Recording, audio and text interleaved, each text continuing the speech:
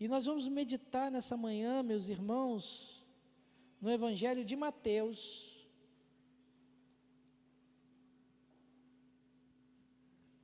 capítulo 4, do verso 23 até o 25. Lembrando que já foi anunciado aqui, eu estou reforçando nas pregações, a partir do dia 4 de setembro, nós entraremos no Sermão do Monte, na meditação do livro de Mateus, nós começaremos a nos dedicar nesse fabuloso sermão do nosso Senhor Jesus Cristo. Meditaremos no sermão que o Senhor trouxe às pessoas da sua época, e não só para a sua época, para todas as épocas. Mas hoje nós vamos meditar em Mateus, capítulo 4, do verso 23 até o 25. Diz assim a palavra do Senhor: E percorria Jesus toda a Galiléia, ensinando nas sinagogas, pregando o evangelho do reino e curando toda sorte de doenças e enfermidade entre o povo. E a sua fama correu por toda a Síria. Trouxeram-lhe, então, todos os doentes, acometidos de várias enfermidades e tormentos, endemoniados, lunáticos e paralíticos, e ele os curou. E da Galiléia, Decápolis, Jerusalém, Judéia e da além do Jordão, numerosas multidões o seguiam. Vamos ler novamente, verso 23 em diante. Percorria Jesus toda a Galiléia, ensinando nas sinagogas, pregando o evangelho do reino e curando toda sorte de doenças e enfermidades entre o povo. E a sua fama correu por toda a Síria. Trouxeram-lhe então todos os doentes, acometidos de várias enfermidades e tormentos, endemoniados, lunáticos e paralíticos, e ele os curou. E da Galiléia, Decápolis, Jerusalém, Judéia e da além do Jordão, numerosas multidões o seguiam. Senhor Deus, aplica a Tua palavra em nossos corações, que nessa manhã, Pai, a Tua palavra possa mexer conosco, nos transformar, nos modificar, que nós possamos ser impactados por Teu Santo Espírito através da Tua palavra em nossas vidas, Pai. Senhor Deus, que nesse momento eu possa diminuir e que Teu Santo Espírito cresça, Pai amado, e assim, Senhor Deus, o Teu nome seja glorificado nessa manhã em nossas vidas, Pai. Senhor, assim eu te peço, em nossas vidas, a Tua palavra agindo, em nome do Seu Filho Jesus Cristo. Amém. Meus irmãos, o título dessa mensagem para a nossa meditação é A Intensidade do Ministério de Jesus Cristo. A intensidade do Ministério de Jesus Cristo. Meus irmãos, nós estamos meditando nesse capítulo 4, já tem alguns meses que estamos meditando nessa palavra a partir do capítulo 4, e essa palavra que trata do início do ministério de Jesus Cristo e um resumo de todo o ministério dele, nos trouxe várias verdades. O tempo de anunciar o Evangelho chegou, aquilo que estava encoberto aos homens passou a ser descoberto, a plenitude do tempo chegou à humanidade para conhecer o amor do Pai através de seu Filho Jesus Cristo. O texto vai nos dizer, e nós já meditamos, que o lugar estava preparado, o lugar estava pronto para receber a mensagem de salvação. O solo de Cafarnaum era um solo fértil, o solo em torno ali da Galiléia estava preparado para receber a palavra de Deus. Nós também meditamos que Jesus Cristo encontrou os seus ouvintes, aptos, prontos e necessitados para ouvir a tua mensagem, a mensagem do nosso Senhor, homens e mulheres que estavam nas trevas, homens e mulheres que viviam à sombra da morte e precisavam da luz de Jesus Cristo. Jesus tinha a sua mensagem, Ele pregou a sua mensagem à sua geração: arrependei-vos, porque está próximo o reino de Deus, está próximo o reino dos céus, o termo que está em livro de Mateus. Jesus convocou pessoas à sua volta, chamou homens, chamou mulheres, para que a sua mensagem fosse perpetuada e chegasse até nós. O Senhor Jesus alistou os discípulos, caminhou com eles, esses discípulos foram ensinados por Jesus Cristo. Tudo estava preparado para a pregação do Evangelho, tudo estava preparado para que as boas novas fossem proclamadas na geração e naquela geração e nas vindouras. Mas, meus irmãos, ainda faltava uma coisa, faltava mais uma coisa para tudo acontecer, para que a mensagem fosse pregada. Era necessário, era prioritário que Jesus fizesse a obra. Era necessário o Senhor Jesus proclamar o Evangelho. Era necessário o Senhor Jesus sair de Nazaré e pregar o Evangelho em Cafarnaum e na Galileia, e depois na Judéia, depois na Samaria, em Pérea e em todos os lugares. O nosso Senhor Jesus tinha que cumprir o ministério. Não era bastante olhar para os campos prontos, não era bastante olhar as vidas necessitadas de luz, não era bastante ver que a humanidade necessitava conhecer Deus. Era necessário, era imperativo ocorrer a semeadura, era necessário fazer a semeadura. A mensagem de Jesus Cristo tinha que ir ao encontro dos corações. As pessoas necessitavam ouvir a voz do Senhor. Meus irmãos, havia uma necessidade de uma ação prática na vida e obra de Jesus Cristo, e não apenas uma teoria, e não apenas palavras de profetas antigos que profetizavam que esse momento chegaria. Era necessário sair da toda a teoria, de toda a parte que é apenas escriturística, e essa palavra tinha que ir de encontro aos necessitados.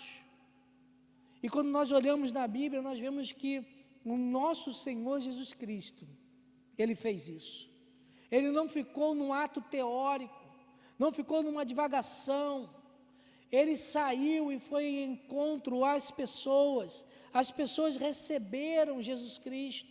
Jesus proclamou a mensagem de salvação. Mas quando nós olhamos para essa mensagem, tem mais uma coisa que nós precisamos ressaltar: a proclamação do Evangelho, a proclamação da salvação, as boas novas que o Senhor Jesus anunciava, não era algo secundário na sua vida. O ministério de Jesus Cristo não era algo secundário diante de todas as demandas que Ele tinha à sua volta, diante da necessidade da sua família. Provavelmente, na época de Jesus Cristo, José não estava mais vivo, e José saindo de cena, o Senhor levando José. O que nós ficamos é com uma família desamparada, a qual o filho mais velho tem que levar as necessidades para dentro do lar. Mas nós não vemos isso. O ministério de Jesus Cristo não era algo secundário, mas primário na sua vida. Jesus não ocupou a marcenaria deixada pela família, a qual ele tinha que sustentar a sua família, e praticou as boas novas e a ministração do Evangelho nas horas que ele tinha vaga. Jesus não considerou outros objetivos na sua vida, diante da vontade de Deus Pai para o que ele tinha que fazer. Jesus não estabeleceu metas na sua vida paralelas, diante da vontade de Deus. Jesus olhou, meus irmãos, apenas para o seu ministério. Jesus olhou para aquilo que o Senhor queria para a vida dele, e todo o resto, e todas as necessidades à sua volta se tornaram secundárias. Jesus Cristo tinha necessidade como homem, tinha necessidade de se alimentar, tinha necessidade de estar no meio das pessoas, tinha necessidade de saber como estava a sua mãe. No entanto, no dia da crucificação, o texto vai dizer lá de João, que o Senhor Jesus na cruz vira para o discípulo que mais amava e fala que, filho, aí está a sua mãe, aí está o seu filho. Vira para ele tentando e conduzindo assim a necessidade da sua família para aquele momento. Mas quando nós olhamos para a vida e obra do nosso Senhor Jesus Cristo aqui na terra, Cristo só tinha um objetivo: fazer a vontade de Deus. Jesus fez a vontade de Deus com intensidade. Meus irmãos, quando nós olhamos, nós vemos que Jesus fez a vontade dele, a vontade de Deus com intensidade. Verso 23. O verso 23 vai dizer o seguinte: percorria Jesus toda a Galileia. Só um minutinho, quer levar lá para baixo? Luciana, leva lá para baixo. Pode dar assistência ali, ou Fabiano?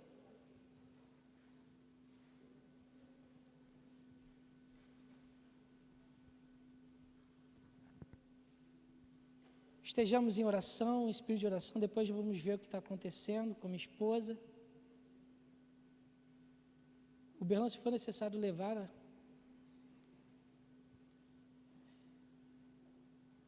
Verso 23, meus irmãos, vai dizer que Jesus percorria toda a Galileia. Jesus fez o seu ministério com intensidade. Jesus fez com intensidade. Quando nós olhamos para a história, o historiador do primeiro século, Flávio Joséfo, ele registra na história dos hebreus que na região da Galileia havia cerca de 200 cidades, 200 vilas, cidades e vilas, amontoada e espalhada por toda a Galileia. E a Bíblia vai dizer que com vigor,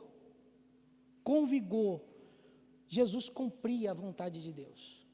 Com vigor, cumpria a vontade de Deus. A proclamação do Evangelho em Jesus Cristo era vivo.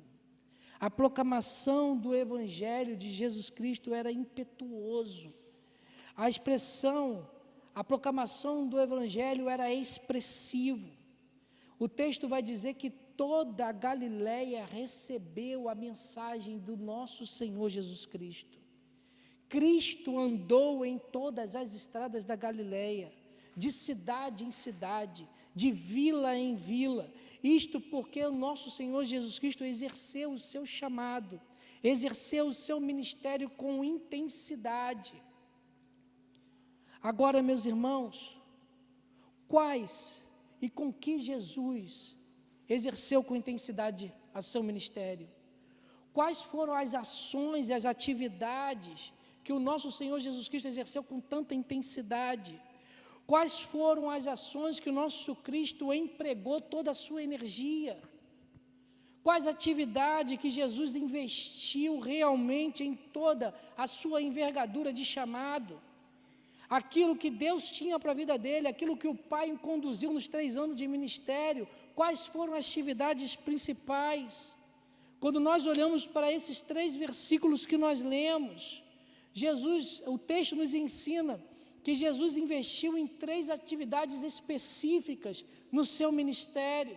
Houve 3 necessidades, a qual o Senhor olhou para aquilo qual Deus tinha chamado para ele, a qual o caminho de salvação estava se abrindo, e ele dedicou a sua vida e o seu ministério em torno dessas atividades.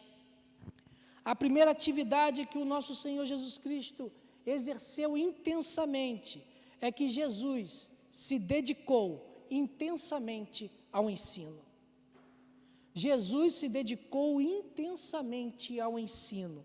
Verso 23 vai dizer o seguinte: percorria Jesus toda a Galileia, ensinando nas sinagogas. Essa foi a primeira atividade de Jesus Cristo. Jesus Cristo ensinou, ele instruiu, ele abriu a palavra do Senhor, ele abriu as Escrituras para ensinar o que estava ali dentro. E eu preciso, meus irmãos, nesse momento, abrir e descortinar uma coisa para o nosso entendimento. Uma coisa que existia na antiguidade e que era uma expressão fixa na antiguidade clássica.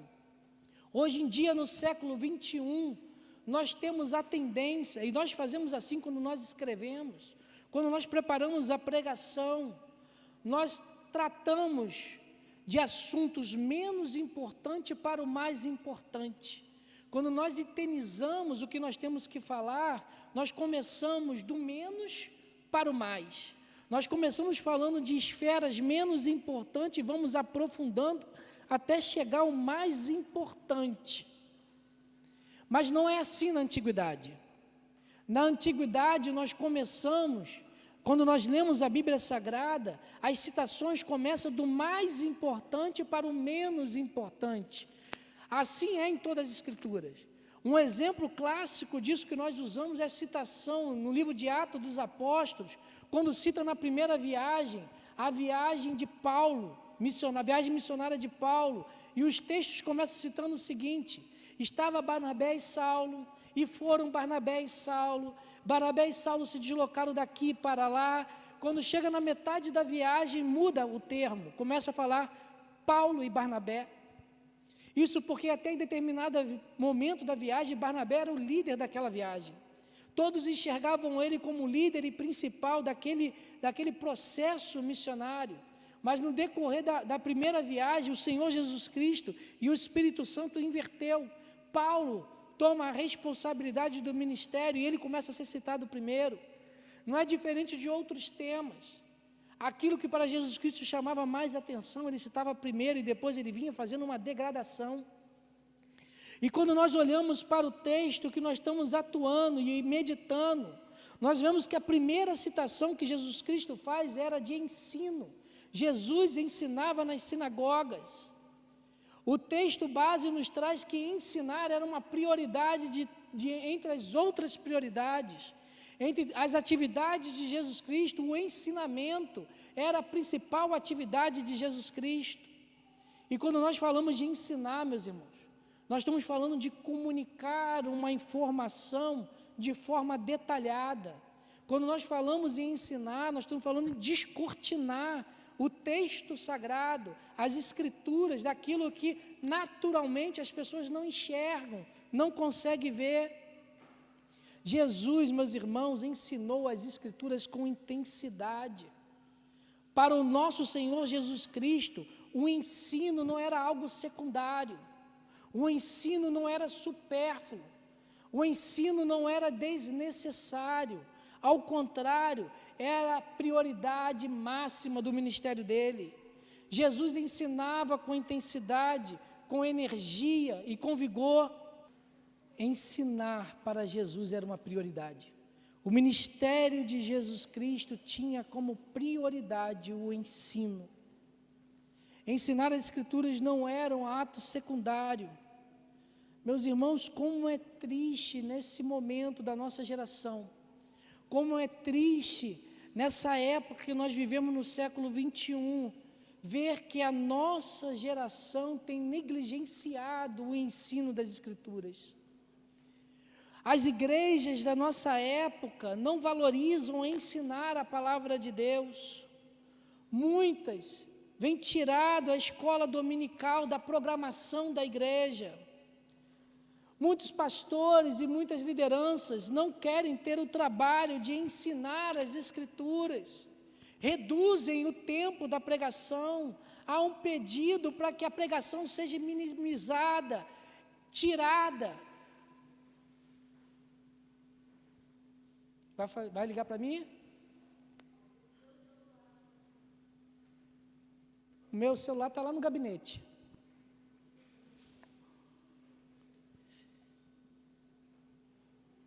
As igrejas, meus irmãos, vêm minimizando ao ensino da palavra de Deus. Escolas dominicais que estão sendo retiradas. Tempo de pregação.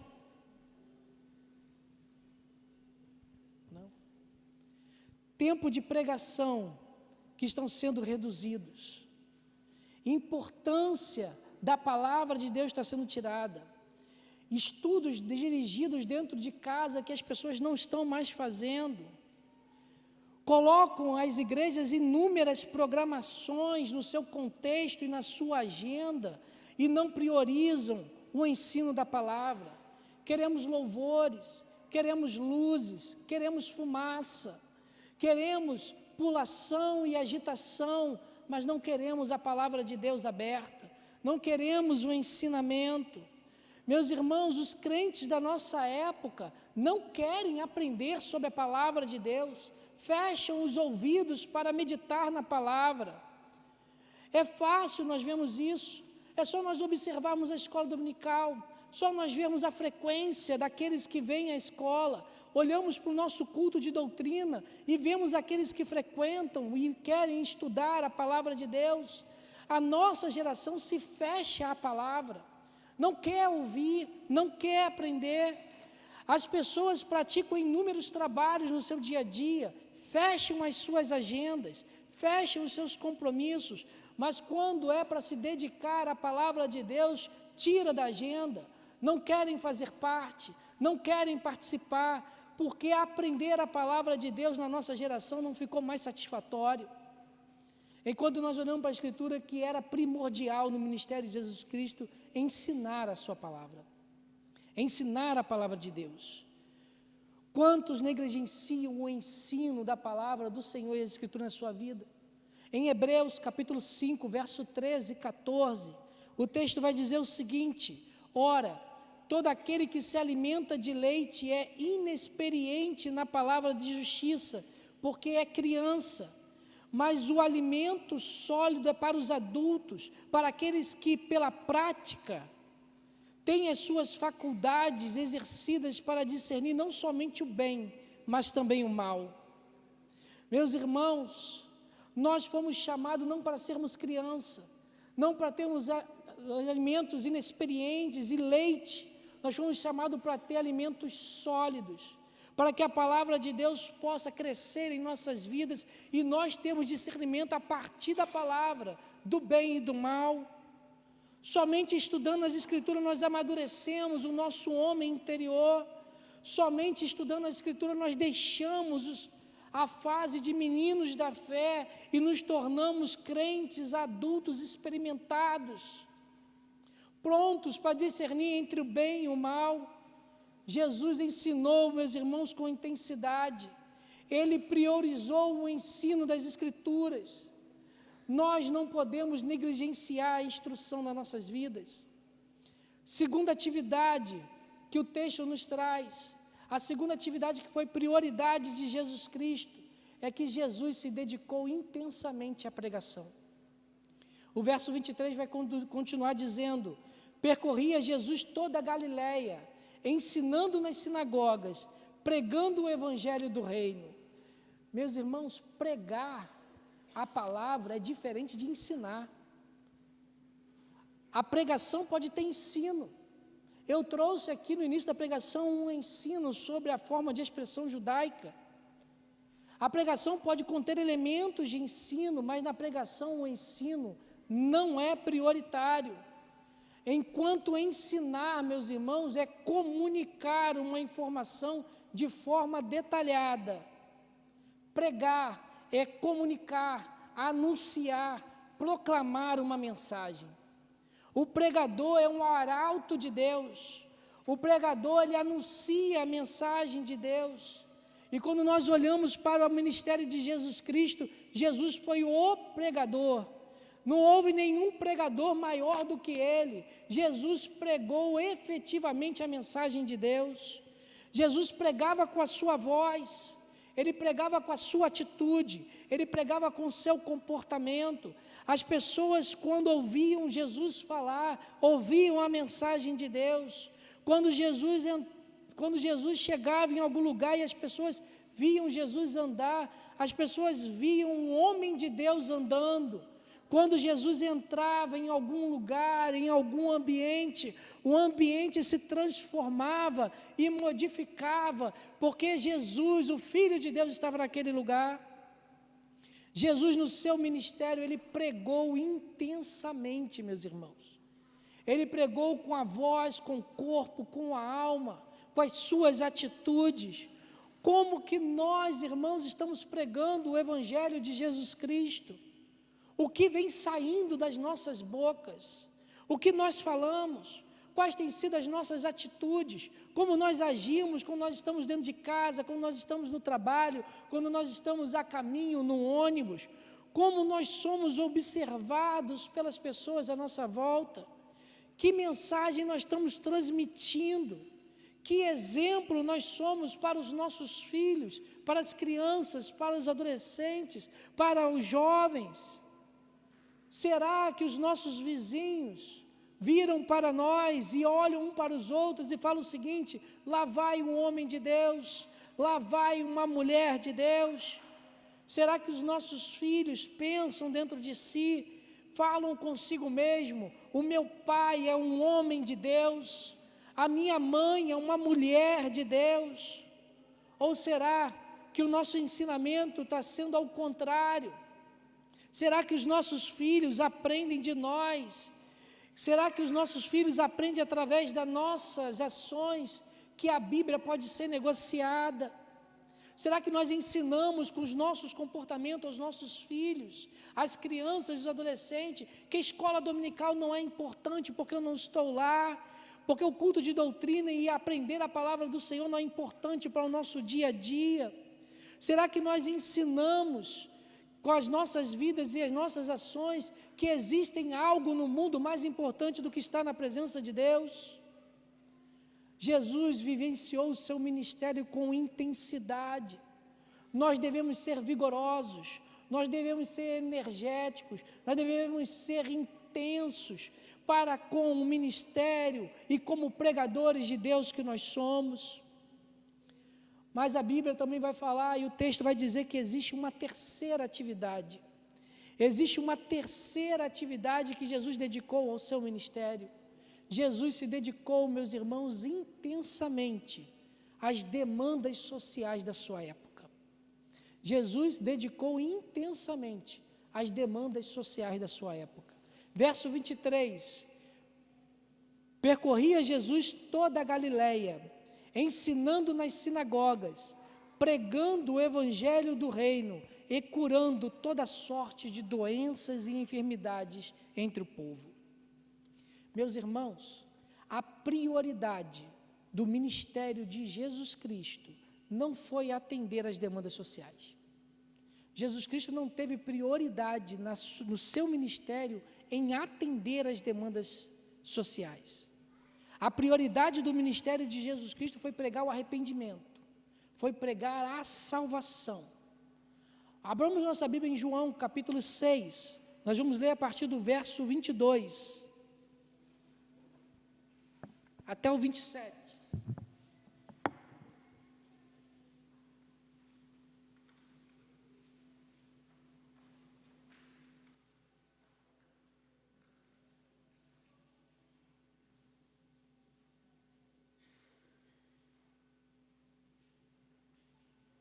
Evangelho de João, capítulo 6, do verso 22 ao 27.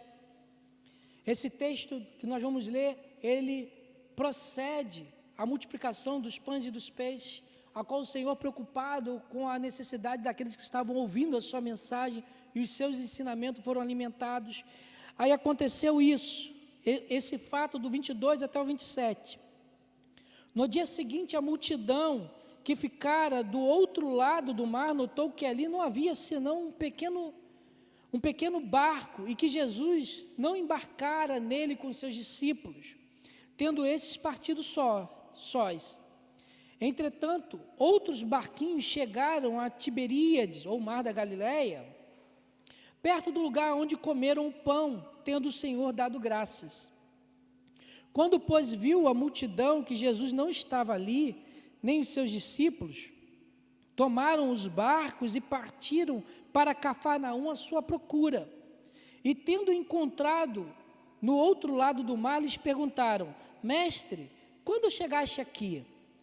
Respondeu-lhes Jesus: em verdade vos digo que me procurais, não porque vistes sinais, mas porque comestes dos pães e vos fartastes. Trabalhai não pela comida que perece, mas pela que subsiste para a vida eterna, a qual o Filho do Homem vos dará, porque Deus o Pai o confirmou com o seu selo. Meus irmãos, esses homens e mulheres que estavam aqui, estavam atrás do Senhor Jesus, por aquilo que Jesus podia dar. Viram a multiplicação dos pães e viram as suas demandas sociais resolvidas em Jesus Cristo. Mas Jesus Cristo chega e dá um balde de água fria naquelas pessoas. Vocês não estão procurando a mim pela salvação que eu posso trazer, não pelo evangelho do reino, o evangelho dos céus, o reino dos céus que está chegando, mas vocês estão à minha volta procurando aquilo que eu posso dar para vocês. Meus irmãos, o ministério de Jesus Cristo não teve como prioridade as demandas sociais da sua época, mas Jesus Cristo não ficou alheio a elas. Jesus Cristo não ficou alheio. A primazia, a prioridade foi o ensinamento. Depois Jesus se dedicou à pregação e Jesus também agiu intensamente diante das demandas sociais da sua época. Jesus atuou nas demandas, sim, meus irmãos, da necessidade do homem, ainda sem perder o seu foco. Jesus viu as demandas do homem, a necessidade, a dor e o sofrimento, mas ele não perdeu o foco. O foco de Jesus Cristo, a visão e o caminho de Jesus era anunciar o reino dos céus, era anunciar a salvação. E é só depois Jesus veio e resolveu os problemas das demandas sociais. Enquanto Jesus Cristo ensinava as Escrituras, Jesus alimentava a multidão. Enquanto Jesus pregava o evangelho do reino, Jesus curava as pessoas. Enquanto os reinos dos céus eram proclamados, vidas eram saradas. Jesus dedicou intensamente às demandas sociais, ele não fechou os olhos para isso, mas ele não perdeu o seu foco. Meus irmãos, o Filho de Deus observou cada demanda do ser humano. As nossas demandas foram observadas por Jesus Cristo. Jesus olhou para nós, olho no olho, frente a frente, enxergou as nossas necessidades e Ele agiu intensamente sobre essas necessidades. Quando o nosso Senhor Jesus Cristo olhou para o ser humano, Ele encontrou 3 demandas, encontrou 3 necessidades principais que precisavam ser corrigidas diante da sociedade. Verso 24, meus irmãos, diz o seguinte: e sua fama correu por toda a Síria, trouxeram-lhe então todos os doentes, acometidos de várias enfermidades e tormentos, endemoniados, lunáticos, paralíticos, e eles o curou. Meus irmãos, a primeira demanda que o Senhor encontrou em nós, a primeira demanda que o Senhor encontrou nos seres humanos, foi uma demanda espiritual. O texto vai dizer o seguinte: Jesus curou os endemoniados. O ser humano, meus irmãos, possui um problema. Nós temos um problema que nos afeta por inteiro. Existe uma demanda espiritual em cada um homem, cada mulher, cada criança, cada adolescente. O homem sofre da doença do pecado. E a doença do pecado é uma doença que afeta as demandas sociais da vida humana. É que nos tornam egoístas, é que nos tornam de forma usurpadores, que alicia as nossas vontades para a corrupção. O homem está morto nos seus delitos e pecados. E isso não fechou, Jesus não fechou os olhos para isso. Das demandas sociais que o Senhor atuou, a primeira e a mais forte, e que Ele vem atuando é na demanda espiritual. Jesus, meus irmãos, é aquele que cura a demanda espiritual da vida humana. Ele atua nessa área. O homem, para ter o seu encontro e resolver as suas demandas sociais, precisa primeiro resolver a demanda espiritual que está dentro do seu corpo, a demanda espiritual que está na sua vida. Se isso não for resolvido, nada adianta. Ele continua corrupto, ele continua afastado de Deus, ele continua sem ter a chance de ver o brilho do Senhor. Mas Jesus encontrou uma segunda demanda. Jesus encontrou mais uma demanda na vida do ser humano. Jesus encontrou que o homem dependia e tinha uma demanda psicológica na sua vida. Essa foi a segunda falta que ele encontrou em nós. O texto vai dizer que Jesus curou os lunáticos. Que palavra é essa, né? A palavra lunático vem de lua. A palavra lua é a palavra de origem da palavra lunático. Literalmente, lunático é aquele que sofre da influência da lua. É aquele que tem dupla personalidade. Aquele que está bem no momento e daqui a pouco está mal. O conceito do dicionário vai dizer que lunático é um indivíduo de humor inconstante, o que é dado a divagações, aquele que vive no mundo da lua, ou seja, uma demanda psicológica. E Jesus não ficou alheio a essa demanda da sua época. Jesus curou aqueles que tinham demanda psicológica. O Senhor ora para as nossas demandas psicológicas, as depressões, as tristezas, as angústias, as aflições. Ele olha para essas demandas que existem em nossa vida e Ele cura, Ele sara, Ele muda a realidade. A terceira demanda que o texto vai dizer é que Jesus encontrou em cada um de nós uma demanda física. O texto do verso 24 vai dizer que Ele curava os paralíticos. E nós temos que entender essa palavra, meus irmãos, como uma expressão representativa. Quando o texto fala que Jesus curou os paralíticos, aqui está a soma de todas as doenças, porque a paralisia na antiguidade era a pior das demandas físicas do ser humano. Era justamente a desagregação da vida social de um ser humano. Diante da paralisia existia uma eterna dependência. A família ficava presa e amarrada à pessoa dependente de paralisia, tendo que levar as pessoas para todos os lugares e resolver as suas necessidades.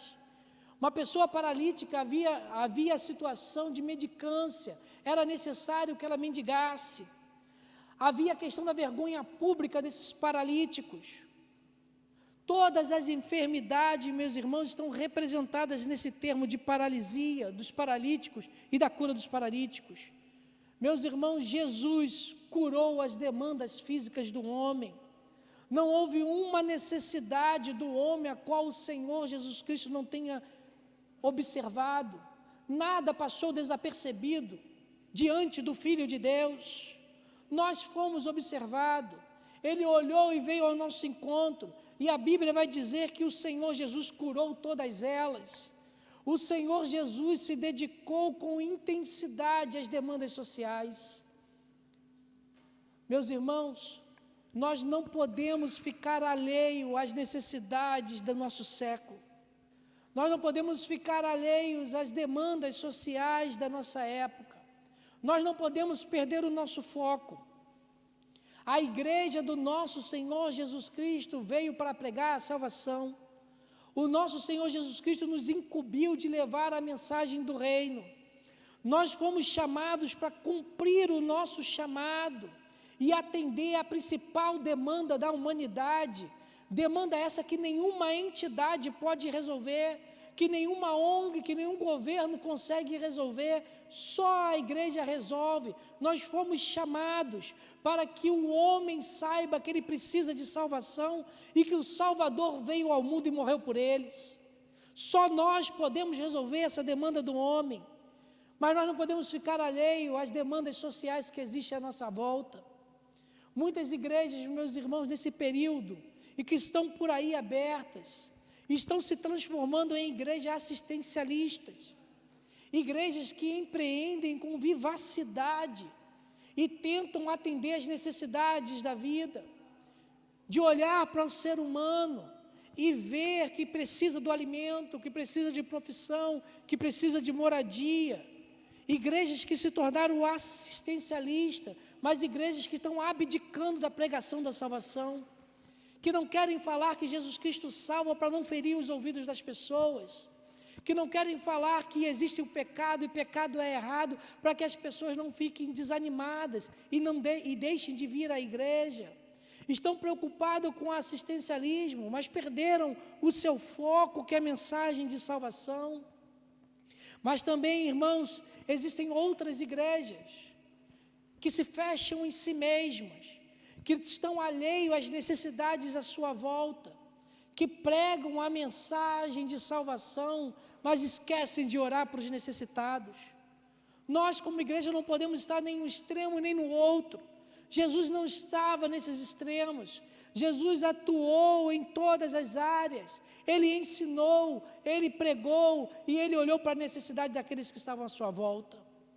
Nós temos que ter a prioridade de salvação do homem. Mas nós, irmãos, nós como igreja temos que salvá-lo por inteiro. Nós temos que salvá-lo da perdição eterna, salvá-lo e levar a mensagem da salvação que levará a ter uma eternidade ao lado de Deus.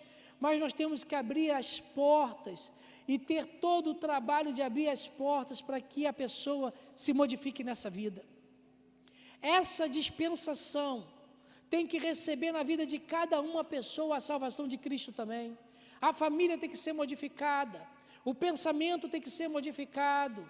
As pessoas que estão à nossa volta têm que saber que Jesus muda e altera comportamentos, que o marido que bebia deixa de beber, que o marido que era viciado, o filho viciado deixa de ser viciado, aquele que bate na esposa e bate nos filhos, deixam de agredir os seus entes queridos, porque Jesus, quando entra na vida do ser humano, ele muda o ser humano integralmente. Ele muda integralmente. Aquele que fala mal, deixa de falar mal. Aquele que pratica maldade, deixa de praticar maldade, porque Jesus entra na nossa vida e resolve todas as demandas. Nós precisamos dedicar intensamente diante do nosso ministério a Deus. E aqui é o caminho para a conclusão. Convido o grupo de louvor para vir à frente. Meus irmãos, quando nós olhamos para esses 3 versículos, nós vemos que o nosso Senhor Jesus Cristo, diante do seu ministério, ele se dedicou com intensidade. Jesus ensinou a palavra de Deus. O Senhor Jesus pregou a mensagem do reino. E o nosso Senhor Jesus Cristo olhou para as necessidades daqueles que estavam à sua volta. Nós, como igreja, nós não podemos ser diferentes.